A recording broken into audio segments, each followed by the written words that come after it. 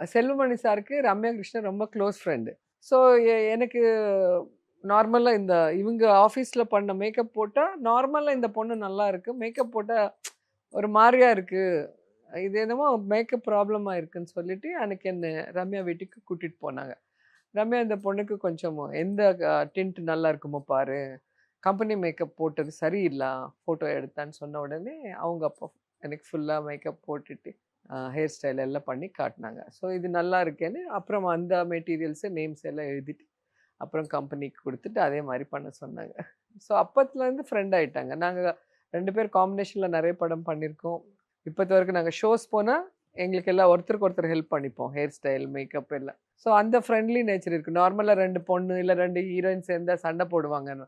அந்த சண்டை எந்த ஹீரோயின் கூட எங்களுக்கு இல்ல. நாங்க எல்லாமே நல்லா ஃப்ரெண்ட்லியாவா, ஒருத்தர் ஒருத்தருக்கு சப்போர்ட்டிவா ஹெல்ப் பண்ணிப்போம். செம்பருத்தியில் நடிக்கும்போது நம்ம ஒரு ஹீரோயின் ஆயிடுவோம் அப்படின்ற கான்ஃபிடன்ஸ் இருந்ததா?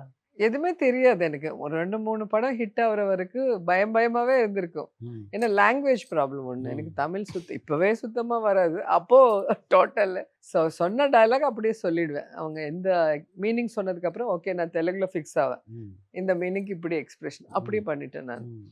ஸோ 2, 3 ஃபிலிம்ஸ் சிரஞ்சீவி சார் கூட தெரியும். அவர் கூட ம். ஃபர்ஸ்ட் படம் பண்ணும்போது கூட முட்டா மேஸ்திரி. ம். நான் சொல்லுவேன், "நான் வீட்டுக்கு போயிடுவேன். நம்மளால முடியாது. இது என்ன இது?" அப்படின்னு சொல்லிட்டே இருப்பேன். ம். அப்புறமா நானு 2ண்ட் ஃபிலிம் பண்ணும்போது அவர் சொன்னாரு, "நீ எப்பவுமே சொல்லுவ போயிடுவேன், போயிடுவேன்னு பாத்தியா? கடவுள் உனக்குன்னு எழுதி வச்சிருக்காரு. நீ ஆர்டிஸ்ட் ஆவணும். அதுலேருந்து பொலிட்டீஷியன் ஆவணும். அதுலேருந்து என்ன ஆவணும்னு ஏதோ ஒண்ணு இருக்கும் ஒரு ஒரு ரூட்டு.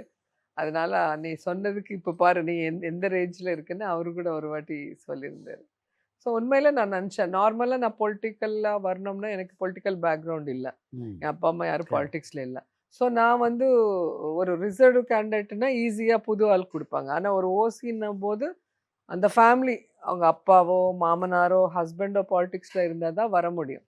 ஸோ கடவுள் அதனால என்ன சினிமாக்கு கொண்டு வந்தாரா? என்னன்னு எனக்கு நான் இப்போ அப்பப்போ திங்க் பண்ணிட்டே இருப்பேன். அரசியலுக்கு வரணும்க்காக நான் சினிமாக்கு சினிமாக்கு வந்தேன். வந்திருக்கேன். கரெக்ட்.